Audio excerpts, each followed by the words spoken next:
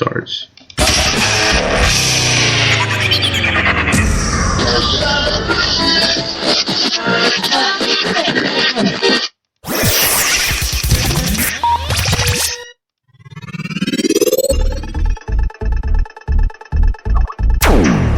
Ladies and gentlemen, welcome to the 8th edition of Zero Fucks Given Podcast. I am your host, Chris Zero. Along with tonight, I have Miguel Roderick and the infamous Chris Trotter, aka Chris Cage.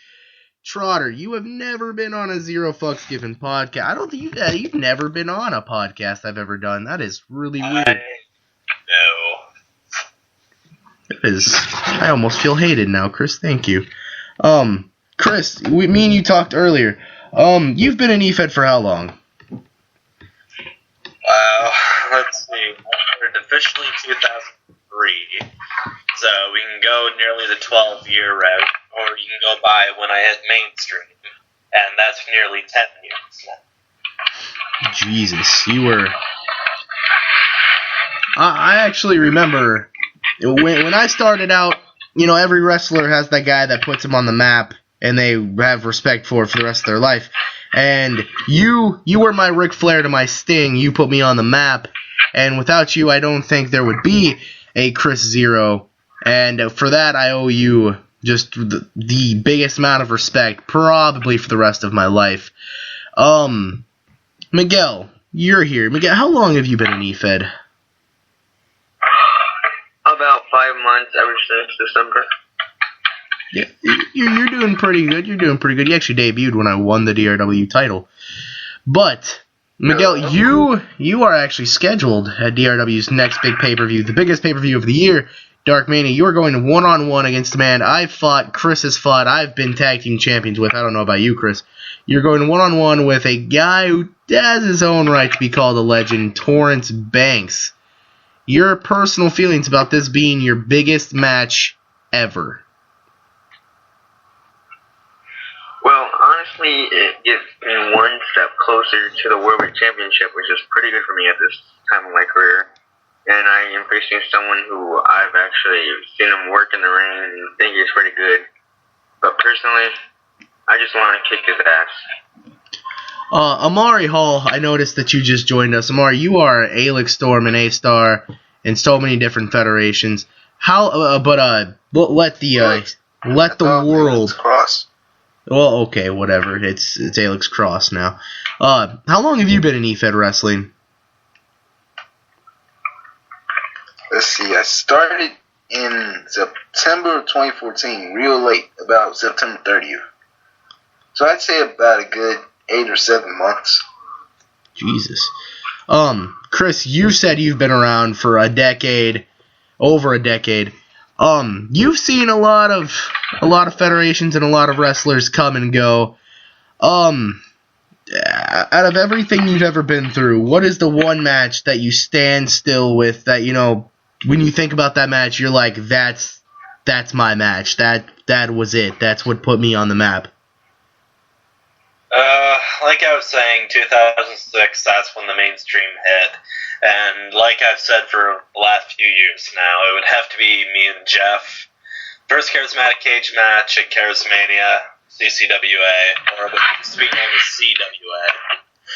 And when I beat him, because back in his prime, you could not hope to touch him. And the fact that I beat him, retired him, and went on to become who I am now, that is definitely the defining moment of how I came up to be the man who's now known for being nearly 200-time world champion. Chris, you have been an idol for so many people in EFED wrestling, and when they hear the name Chris Cage and Chris Trotter, they instantly tremble with fear because they know they are fixing to have the biggest match in their career. Have you ever just seen a match and just been like, why the hell is this booked? Like, what does the company have to gain from this? You know, I've seen that all too much. Let's see, let's jump to URW. You got guys like Christian Rainey and Robert, Master Monaco facing off. You got guys in, let's say, DRW, you got the main event even for Mania right now, you got Zero and Ripper. There's a lot of stuff. You can throw a storyline behind it, you can throw a good feud together, but it really comes down to the potential of what's going to happen after it. And if that potential isn't good, it's not something that should be pursued. I've been in not in DRW. I've been in EFED wrestling for 5 years now, going on to 6. And like I said, you were the guy that put me on the map. And I remember, and I can honestly say this now because I've been around, I have seen a lot of feds come and go in just 2 years. So imagine what I've seen in 5 to almost 6 years. And I couldn't even imagine what you've seen. Me and you were part of one of the biggest EFED WRP controversial wars of all time, the infamous WRP versus EFED war. Attitude versus CRW versus every EFED out there, basically. Explain the the EFED wrestling world, well, just basically the wrestling world, period, at that time, in that period of time. You got basically a group of people who believe that WRP, here's the problem. E-fetting is WRP, because WRP is simply wrestling role-playing. That is literally it. But they define WRP as, hey, let's do a match all in comments. Let's eliminate the factor of promos, and let's just do this live action. Whereas they looked at the actual promos, and they shot them down as nothing more than just posting to win. So both of them ended up just having a massive conflict over. And when I say massive, I don't mean like on a large scale, because obviously there's a lot more room than just a few federations. But for what's more of a cultural impact of bigger federations, this was definitely a milestone. So even today, it's not really over, but it's quieted down, because even now, if you look at any other WRP group, you'll see how promoing is now a big factor of it. And it's because you looked at guys like Chris Cage, who went in and dominated a scene that he shouldn't have. You saw guys like Chris Zero jump in, and then on the other side, you tried to see guys like Julian Warren join in, and whoever else, even PJ Williams jump in, and they just couldn't get it done. There's some guys, in my opinion, that should stick to WRP, and then there's some guys that should just stick to E-fetting. Like, I believe I'm one of those guys that needs to stick to E-fetting, because even though I've had so many supporters in WRP, I feel like I can't get the job done. I've held 5 world titles in WRP, and technically I still hold one, but I don't really ever bring it up. But it's not my calling. I like EFED better. It's more of who I am, I guess. Name some superstars who should stick to WRP and should stick to EFED.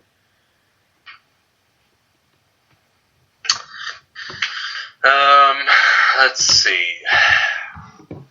Well, I've always found that Robert was doing better in WRP than EFED, but to do just strictly EFED over WRP, what's a good person? You got guys like Wesley Cross, who could do so much better in EFEDing, but he's so hung on to do WRP.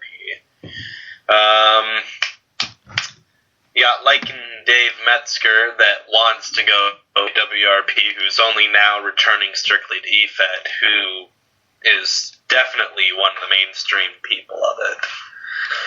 And Jeff McCandless was about to jump strictly to WRP, but he belongs in EFEDing. That's simply it. Yeah. I couldn't fathom the WRP world. Like, I mean, it was good, but there's a lot of drama. I mean, there's a lot of drama with EFED. I'm not saying there's not, because there's plenty, and I see a lot of it being a Fed owner. But like, there's a lot of drama with WRP too, because of the corruption and everything. And the corruption rate in EFED, in my opinion, has went down. But, I mean, it hasn't went down as far as it should, but it has gone down. And, Miguel, turn your freaking camera off. But and it's gone down. But in WRP, the drama will always be there because of the corruption rate, in my opinion. Because, I mean, let's look at attitude. Though they cleaned up one of the biggest messes in history of freaking Facebook, they still have the corruption there, because Rob will always have that piece of him. Luis will always have that piece of him. And it's just, in my opinion, there will always be that corruption rate. Well, the problem is that in WRP there are always ways that they can either delete your comments or they can twist something so that they win.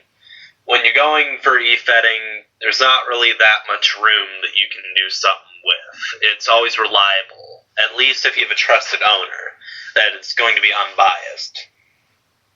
Yeah, I mean, I've had my fair share of people saying that I'm biased and shit like that. I mean, I've moved on. DRW is my passion. I've began to fall in love with EWC and HLPW. And live here on the Zero Fucks Given podcast, I wanted to announce that for DRW, we are coming up with some amazing crossover pay-per-views with HEW. And we have one scheduled in September with EWC, and we have one Throwback Thursday with HOPW, and I hope to be scheduling one, possibly, if Chris Cage is up for it, scheduling one with his Fed, but I'm not going to push him.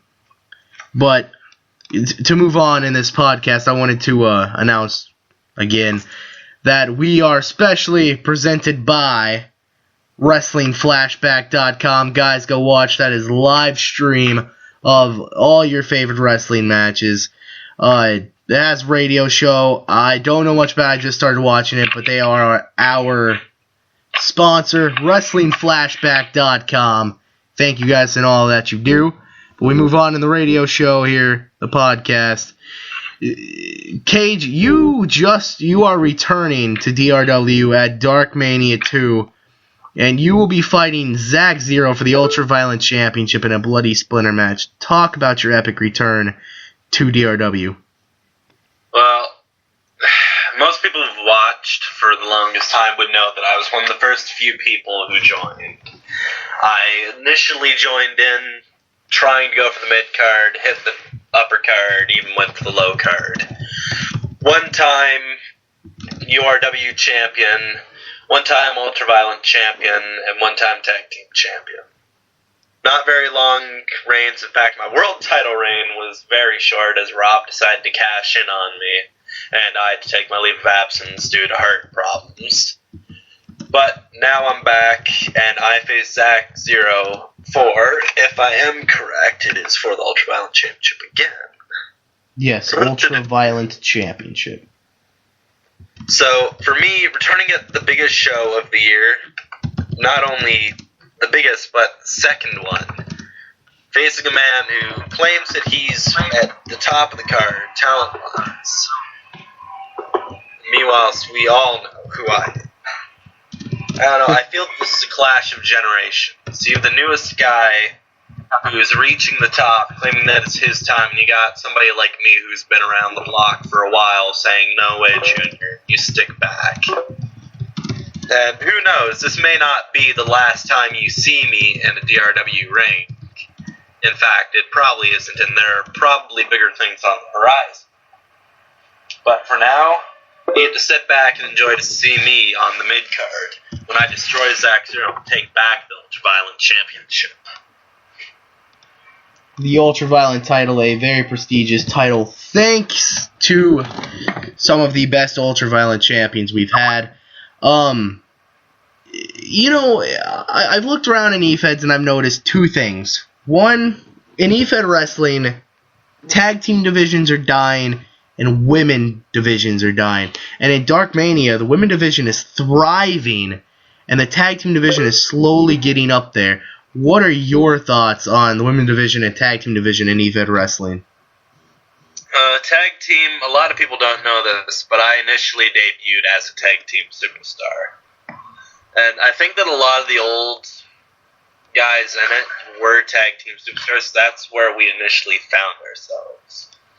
Because when you debut as a single star, there's only so far you can go before having to team with someone, and then that's putting a hold on your singles career to help kind of like drive yourself further.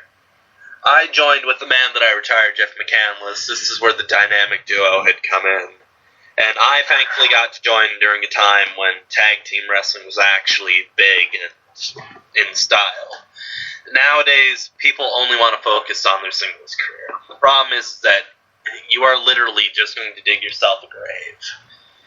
You can go 5 years, hell, 7 years without being in a tag team. That's all right. But eventually, you're going to reach a point where you've gone as far as you can go alone. And by the time that you're at the limit where you are, there is no point going to the tag team division. You're not going to have an impact. There is nobody who's going to have the proper chemistry with you.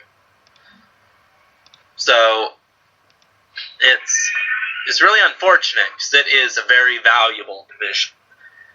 And all it takes is a few people to step back and say, hey, you know what? I think this is something that I could use. And we'd have a great tag division. I know whilst I'm making my Tri-Fed return, me and Jeff are going to be reforming our dynamic duo as the Motor City Saints. And, yeah, helping revive this once great division. Women's division, I might just be biased, but I've just never cared for it. Even back when I was debuting, there was just no good matches for them. You can have 5 or 6 divas come out and pull off good matches. Call them whatever you want. Women, divas, knockouts.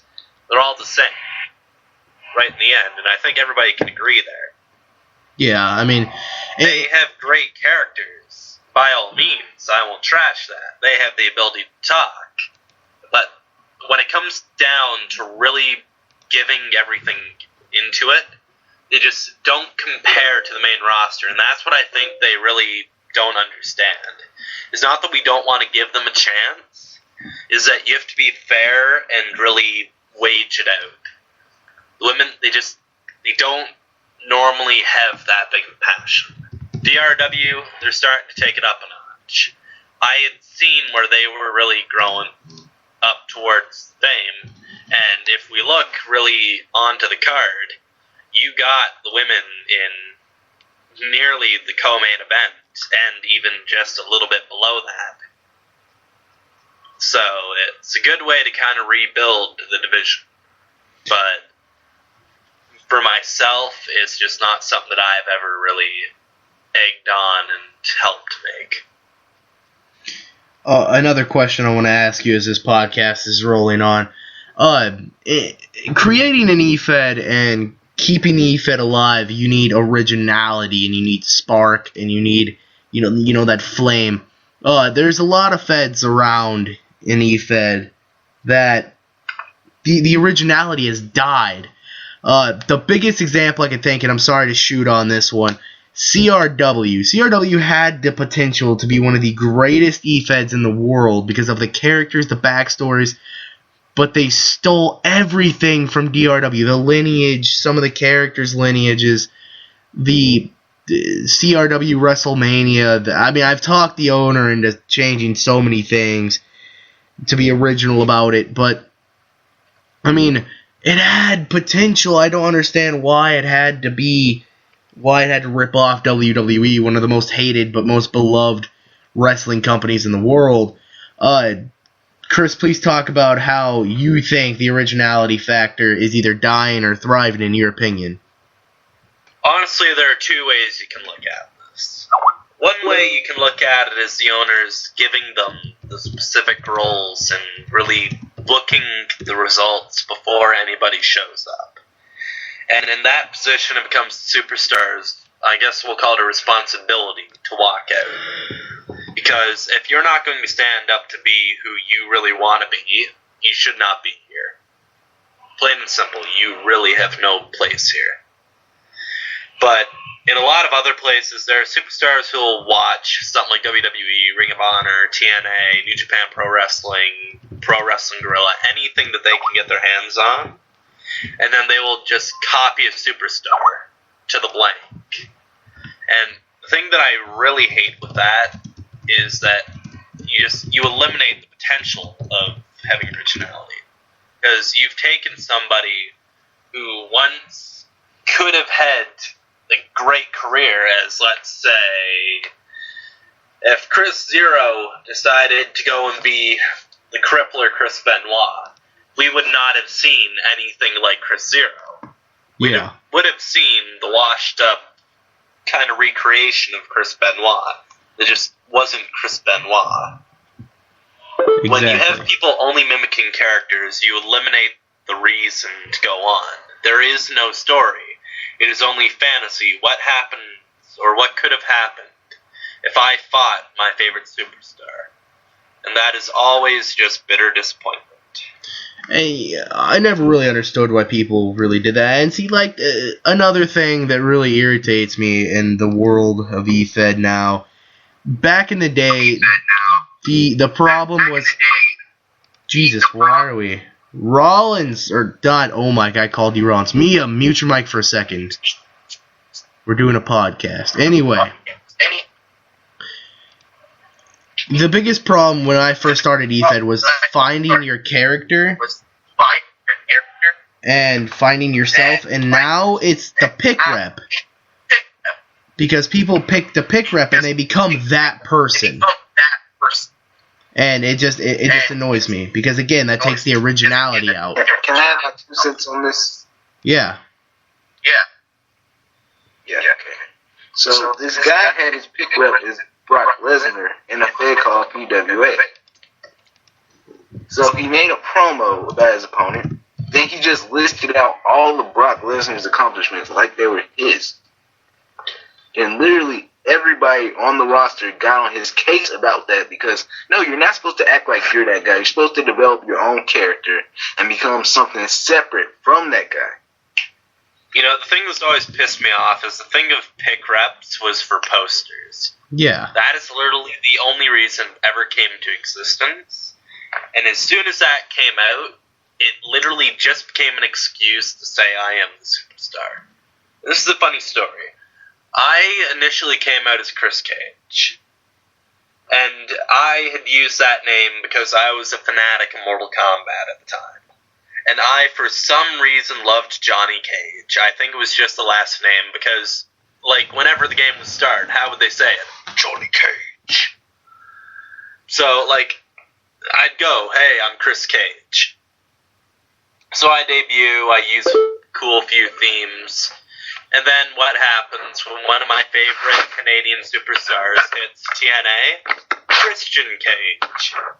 I swear to God, whoever has no material to face me will throw that in my face in a promo. Yeah, well, you're just another Christian Cage lookalike. And that's the thing. I am nothing like Christian Cage. I have the pick rep, yes. At one time I used the theme, because it is a very cool theme, and I also loved the countdown. But character-wise, I am on an entirely different scale. That's because I chose to be me. I am original. Whereas we can look at so many other guys, like, let's go with Joe Lutz. No matter what gimmick he is being, he will match it with his pick rep, and he will be that person. He was Matt Hardy as Matt Damon. Aerostar, he was Shannon Moore. Their originality is lacking. It's because really owners are letting people do this. And see, like, with me, Billy Wayne Grant was a good topic here, because Billy Wayne Grant came in as Blade, and he was using the pick rep when I first met him. He was using the pick rep from a created superstar he made in 2K14, which was cool because that meant, that was semi original. And he built, his own character, and then some asshole talked him into using Vampiro, and then he tried to become Vampiro, and then he went from Vampiro to Brock Lesnar, and then he started saying he was the Beast Incarnate Blade. And then he went from Brock Lesnar to Roman Reigns, and then he changed his name to Mark Jacobs, and he was using the Superman punch and the spear, and he was like, believe that, and fucking, I don't understand why when you pick your pick rep, you have to become that person. Like me, I've been Kevin Steen for 5 years. I have never once said, or I've never once been like, I'm Kevin Steen. I'm Chris Zero. I'm a demon-possessed beer drinker. That is who I am. I smoke cigarettes in my promos, I drink, I kill people, I powerbomb them. And I was powerbombing people before Kevin Owens was powerbombing people, so let's just be honest here. But, like you said, the Chris Cage thing, and that's really stupid, because people should know that you've been around longer than fucking that name has been around.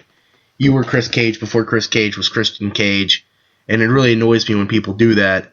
But, in the last few minutes we have here, we actually have 4 minutes left, we're going to talk about some semi-ly good things. The uprising of EFED, I guess as we would call it.